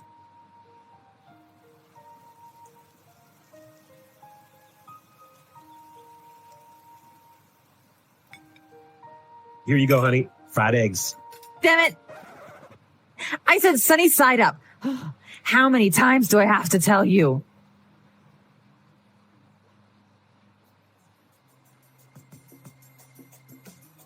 Well, she is definitely very picky and has a very bad temper. I know. I can't believe anyone would get so angry over their breakfast. Yeah. But I guess it is the most important meal of the day. Exactly. So we heard a couple of different ways of describing how you prepare eggs. So let's take a look at that in language takeaway. Language takeaway. Okay, so our first preparation method, my favorite, All right. sunny side up. Okay. Sunny side up. Sunny side up. Now, this is interesting. Sunny, like the sun, right? Exactly. So when you fry an egg, right, and the yolk looks like a little sun, right? Yeah, exactly. So why is it called sunny side up? I think because of what you just said. It looks like the sun. But you don't cook the yolk, Okay, right? yeah, the yolk is still yellow. It's still a little bit liquid. It's a little bit soft. Okay. Because the opposite would be a fried egg. Yes. And that's our second word. Fried egg. Fried egg.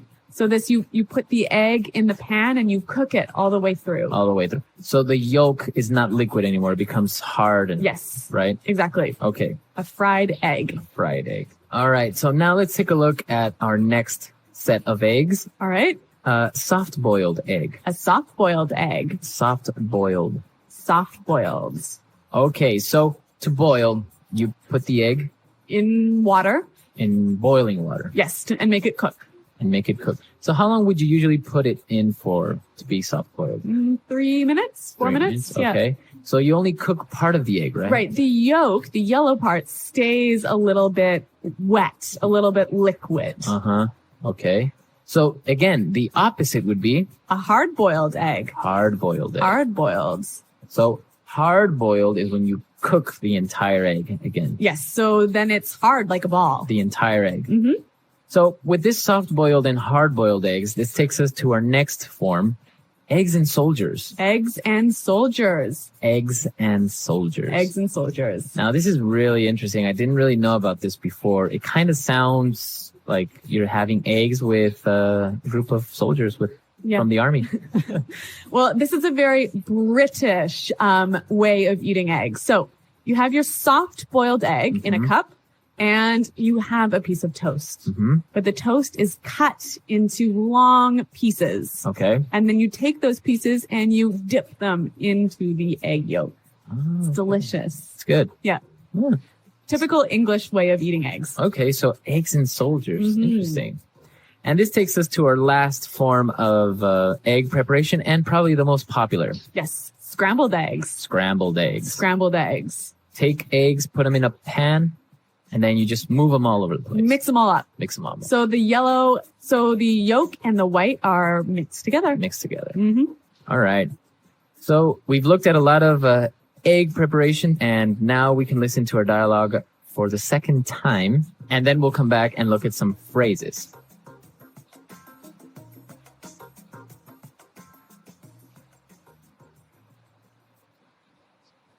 Wow, you're up early today. What's for breakfast? Well, I felt like baking, so I made some muffins. Smells good. I'll make some coffee. Do you want me to make you some eggs? Sure. I'll take mine sunny side up. Ew, I don't know how you can eat your eggs like that. Ever since I was small, I've had eggs and soldiers. You know, my dad had scrambled eggs every morning for 20 years. It drove my mom crazy. You know what really drives me crazy? When I ask for soft-boiled eggs and they overcook them so they come out hard-boiled. How can you dip your toast into a hard-boiled egg? You're so picky sometimes. Here you go, honey. Fried eggs. Damn it. I said sunny side up. How many times do I have to tell you? Interesting that the man in this dialogue is the one doing the baking. Yeah, well, that's modern days. I don't know. Men are learning how to cook and, yeah. A house husband. House husbands, yeah, more popular these days. All right. Well, since this house husband felt like baking, I think we should look at this and one other phrase in Fluency Builder. Okay, so great phrase. He said, I felt like baking. I felt like baking. I felt like baking. So let's take a look at this. He feels like, or he felt like in the past. What does that mean when you feel like? You want to do it. You have the desire to do it. Okay. And then to bake. And now this verb is in the gerund form. That's right. The ing form. And that's the rule, right? I feel like playing soccer. Right. I feel like eating lunch. I felt like going to the movies. That's the way you would say this. You have the desire, you feel like doing something. Exactly. Okay, very good. And now let's take a look at this second phrase. Drives me crazy. Drives me crazy.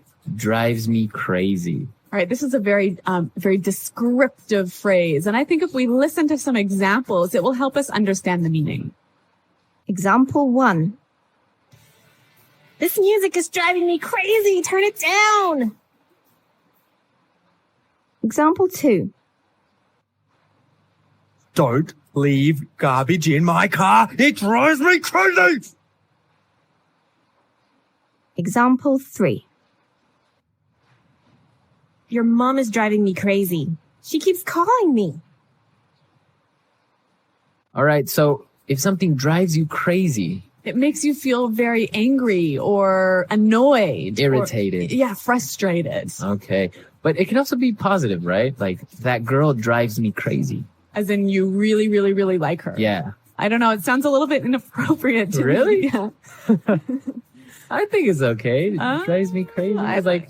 She's got me thinking and she's got me in the clouds or something like that. All right. Well, maybe there's something about you that I don't need to know. So I'll just let you keep that thought to yourself. All right. Well, I'm just saying we could use it in a positive form as well. Okay. You're just saying. I'm just saying. All right. So drives me crazy. Really great phrase. And you can use it in all of these different situations like we heard. So let's listen to our dialogue for the last time and then we'll come back and talk a little bit more.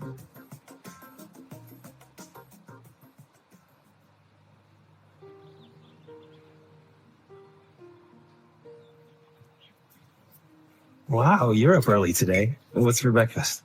Well, I felt like baking, so I made some muffins. Smells good. I'll make some coffee. Do you want me to make you some eggs? Sure. I'll take mine sunny side up. Ew, I don't know how you can eat your eggs like that. Ever since I was small, I've had eggs and soldiers. You know, my dad had scrambled eggs every morning for 20 years. It drove my mom crazy. You know what really drives me crazy? When I ask for soft-boiled eggs and they overcook them so they come out hard-boiled. How can you dip your toast into a hard-boiled egg? You're so picky sometimes.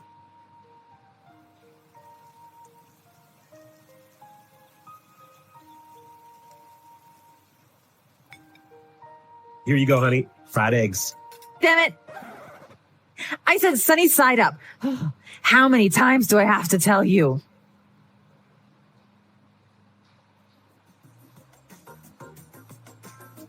Well, I think there are some people who really, really love eating eggs for breakfast and some people who just can't stand it. Yeah, I don't know who though. I mean, who doesn't like eggs in the morning, I know, I'm a big fan. right? Yeah. Eggs, bacon, toast, Yes. good stuff. Traditional American type breakfast. Now, you were telling me that you have some traditions when you eat eggs. I know. I'm not sure if this is just in my family, but I think actually it might be common with other people as well. When you eat a soft boiled or hard boiled egg, you have to, eat all of the egg outside of the shell, and then you have to break the bottom of the shell after you finish, Why? so that the fairies who live in your egg cup can come out. So it's kind of like a superstition. Yeah, I guess it is. Interesting. Yeah. So I don't know. You guys, do you have any egg traditions or any other crazy food stories like that? Well, for example, I was telling you that when I prepare scrambled eggs, sometimes I like to take some rice, some rice that has already been cooked, put it in the pan, and then take some eggs, 2 eggs, put it on top of the rice, and scramble the rice with the eggs. Okay, for breakfast? Yeah, it could be for breakfast. Really? Yeah, a little bit, not like a huge plate of rice. Or maybe at night, you don't have anything to eat. Okay. Scrambled eggs Yeah. with rice. It's a poor man's food. All right. Well, it's also a quick man's food. Yeah, exactly. So let us know if you guys have any egg preparations or any special egg recipes or traditions that you Yes. practice. Visit our website at englishpod.com where you can leave all of your comments and questions. Exactly. And as always, we are there to answer them and solve any problems. Well, we're out of time for today, but until next time, bye.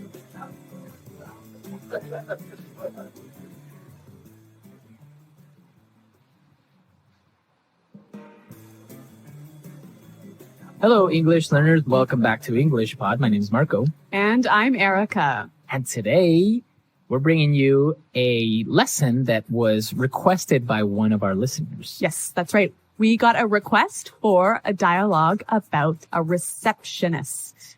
So a receptionist at an office or at a hotel. So today's dialogue is simple, but we're going to be looking at some really great phrases. Yeah, phrases that will help you sound really, really professional and really fluent. So we are at an office today and the receptionist is greeting somebody that has an appointment. All right, let's see what happens.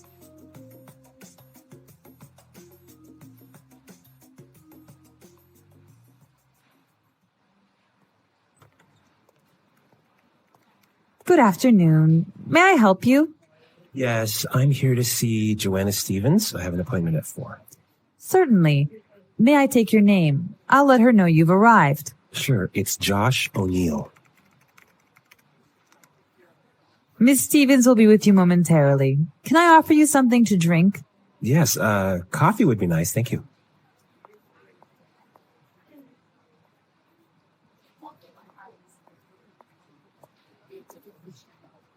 Here you are. Miss Stevens is ready for you now. I'll show you to her office, right this way. Just watch your step here.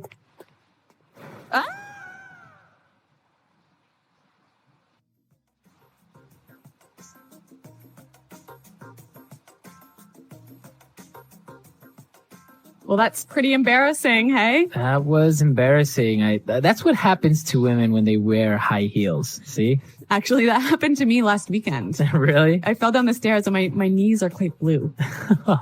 Oh no, see. High heels are dangerous. I don't know why women wear them. Well, I don't know, but that's not what we're here to discover. Right. Okay, so let's take a look at some of these great phrases in Fluency Builder. Fluency Builder. Well, I really liked how this receptionist used some excellent phrases to sound really professional. And one thing she said was, certainly. Certainly. Certainly. So why did she say certainly? Well, this is a nice way to respond, to make the other person know that you understand what they said. So Josh O'Neill said, yes, I'm here to see you, Joanna Stevens. I have an appointment at 4. Certainly. So she is saying, I understand what you said. Yes. And then she said, May I take your name? May I take your name? May I take your name? So this is a nice way of saying, what is your name? Yeah. So now this is really important because if you said, what is your name? Is that correct? It's correct, but it's not really very... Exactly. Or I would say polite to a certain extent. Yes. Okay. So may I take your name? May I take your name? You use this phrase when you are going to write down the person's name. Right. So if you meet somebody on the street or at a bar, you wouldn't say, may I take your name? No. Right. Unless you're going to write it down. So usually for an office setting where the receptionist has to write down the name. Yes. All right. One more phrase. Ms. Stevens will be with you momentarily. Okay. Miss Stevens will be with you momentarily. Will be with you momentarily. Okay, so this is really polite. Yes. Momentarily, what does that mean? In a moment. In a soon. moment. Soon. Mm-hmm. Again, she could have said, Miss Stevens will come out soon, or Miss Stevens will see you in a minute. Yes. But that's, again, it's not really that polite, right? Yeah, so when you want to be formal, you can say, Ms. Stevens will be with you momentarily. Okay, that's a really nice phrase.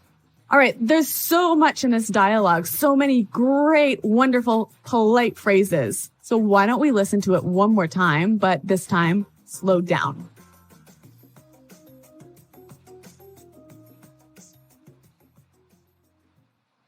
Good afternoon. May I help you? Yes, I'm here to see Joanna Stevens. I have an appointment at 4. Certainly. May I take your name? I'll let her know you've arrived. Sure. It's Josh O'Neill. Miss Stevens will be with you momentarily. Can I offer you something to drink? Yes, coffee would be nice. Thank you. Here you are. Miss Stevens is ready for you now. I'll show you to her office. Right this way. Just watch your step here. Okay, so it's pretty clear now, but there are still a couple of phrases that I would like to look at. So why don't we look at the last 2 sentences? Okay. Miss Stevens is ready for you now. Ms. Stevens is ready for you now. Miss Stevens is ready for you. So when she says ready for you, what does that mean? Prepared to speak to you. Okay. So instead of saying Miss Stevens is ready or Miss Stevens can see you now. Yes. You use this great little phrase, is ready for you. Mm-hmm. Okay. And then she said, I'll show you to her office. I'll show you to her office. I'll show you to her office. This is a lovely way of saying, I will take you to the office. I will take you to the office. And she followed it by saying, right this way. Right this way. Right this way. So, again, walk this way. Walk this way. Yep. This way, please. Yes, right this way. It sounds really, really nice, really polite, really welcoming. Right. And especially if you use it together, right? I'll show you to her office. Right this way, please. Yes. Okay, so it's a really great way of being polite to somebody at an office. Now, the final useful phrase, watch your step. Watch your step. Watch your step. So, watch your step. You see that everywhere in the signs. Be careful. Be careful where you step. Yes, be careful where you're walking. Okay. So, obviously, she didn't watch her step and she fell. She fell. Okay, so really great phrases. Let's listen to this dialogue one last time.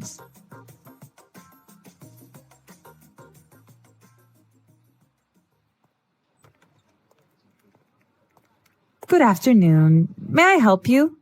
Yes, I'm here to see Joanna Stevens. I have an appointment at 4. Certainly. May I take your name? I'll let her know you've arrived. Sure, it's Josh O'Neill. Miss Stevens will be with you momentarily. Can I offer you something to drink? Yes, coffee would be nice. Thank you.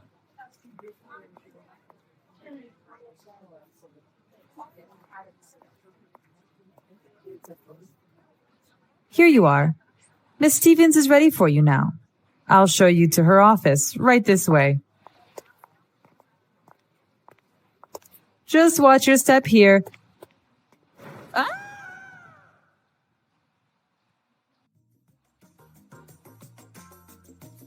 All right, so a really simple dialogue, but with a lot of good phrases in there.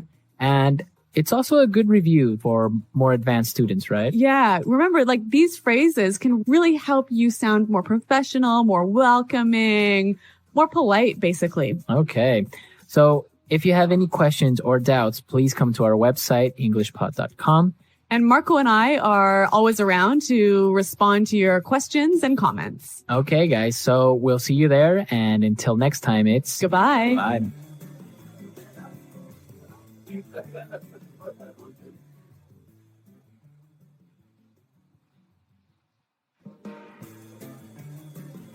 Hello, English learners. Welcome back to English Pod. My name is Marco. And I'm Erica. And today we are going back in time again. And this time we're going to be in the 1960s. That's right. We're going to learn some phrases and some slang that were really popular back in 1964.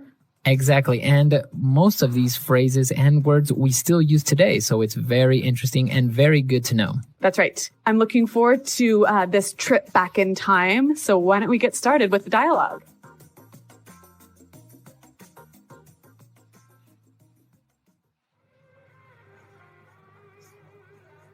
Hey man, I really like your pad. Those lava lamps are far out. Thanks for letting me crash here tonight. It's no problem, brother. I wanted a pad where people could come, listen to music, and just hang loose. You dig what I'm saying? I dig it, man. We should throw a bash here and make it really happening scene. Yeah, man, that would be groovy. Hey, I got to split for a while. Are you okay here by yourself? Don't worry about me, brother. You go take care of your business. All right, peace out.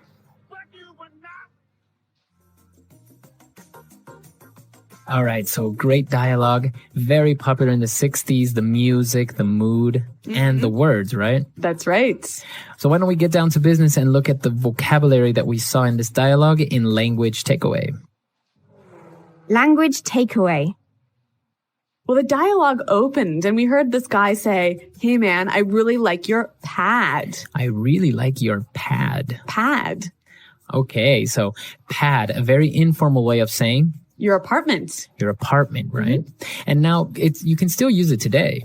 Yeah, that's right. We often hear the expression bachelor pad. Okay, a bachelor pad. So that's an apartment where a single man lives. Okay, so a bachelor pad. Usually it's very nicely decorated and really a nice apartment, right?